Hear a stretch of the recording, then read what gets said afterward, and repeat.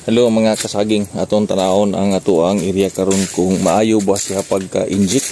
Aron saon pag-inspeksyon kung ang imuhang injector maayo pagka-deliver sa saging o sa bulig nga imuhang gi-painjikan sa ilaha. Paspat atong gamit ani karon.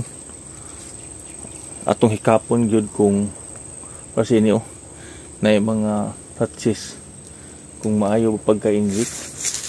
Kay kung naa gani mga itom-itom mura og makuyawan ta ana.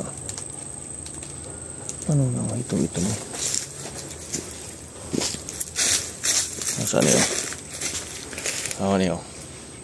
Ato hikapon kung maayo ang iyang resulta.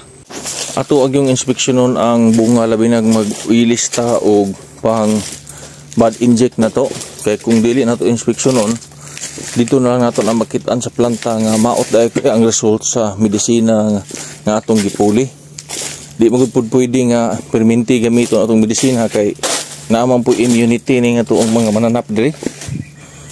So kinahanglan gato every change na to atong inspeksyonon kung ang timpla ang delivery sa saging ang delivery sa puso kung maayo ba, tama ba ang delivery, kung deliver ba og 100 may na mag-agi